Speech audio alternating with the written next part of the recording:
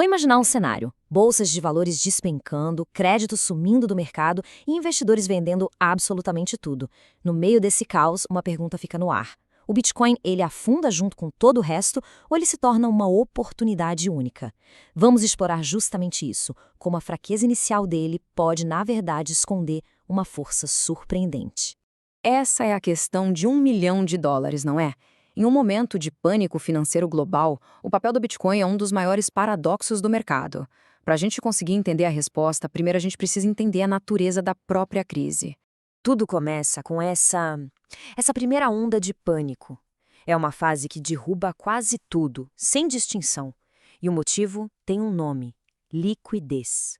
Então, o que é uma crise de liquidez? É basicamente quando o dinheiro vivo, o cash, parece evaporar do mercado. Não que ele suma de verdade, mas todo mundo quer segurar o seu ao mesmo tempo.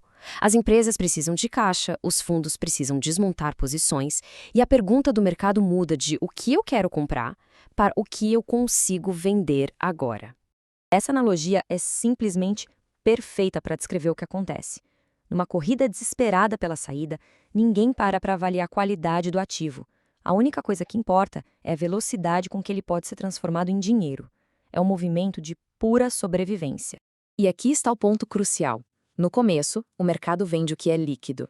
E como o Bitcoin é negociado 24 horas por dia, 7 dias por semana, sem parar, ele acaba se tornando uma das primeiras fontes de caixa para quem está desesperado. É por isso que, geralmente, ele cai junto com todos os outros ativos. Mas é aqui que a história tem uma reviravolta. Porque uma coisa é a reação imediata do mercado, aquele pânico da fase 1. Outra coisa, completamente diferente, é o que acontece depois que a poeira baixa e o mercado entra na fase 2. Uma fase de busca por ativos que realmente têm fundamentos sólidos. E é nessa segunda etapa que o jogo vira. Depois do choque, 5 pilares fundamentais do Bitcoin começam a ganhar destaque, a brilhar. O primeiro pilar pode ser resumido nesse número: 21 milhões. E ponto final. Nenhum a mais. É um limite absoluto, cravado no código dele. Ao contrário das moedas tradicionais, que os bancos centrais podem imprimir sem parar para tentar curar uma crise, a oferta do Bitcoin é matematicamente previsível e finita. No mundo onde quase tudo pode ser diluído, essa escassez programada se torna um diferencial gigantesco. Essa citação nos leva direto para o segundo pilar. A crise testa a confiança nas instituições financeiras tradicionais, e é exatamente aí que a descentralização mostra o seu verdadeiro valor. O Bitcoin existe fora do sistema bancário tradicional. Com a autocustódia, o controle está direto na mão de quem possui, sem depender da saúde financeira de um banco, de horário de funcionamento ou de qualquer tipo de autorização. Quando a confiança no sistema balança, ativos independentes ficam muito mais atraentes. Os próximos 2 pilares só reforçam essa independência: a capacidade de mover valor pelo mundo todo sem barreiras e o fato de que o seu mercado nunca fecha. Isso oferece uma liquidez constante, que é justamente o que se torna raro e valioso numa crise. E o quinto pilar é a neutralidade. O Bitcoin não está amarrado ao destino, às políticas ou à estabilidade de nenhum país específico.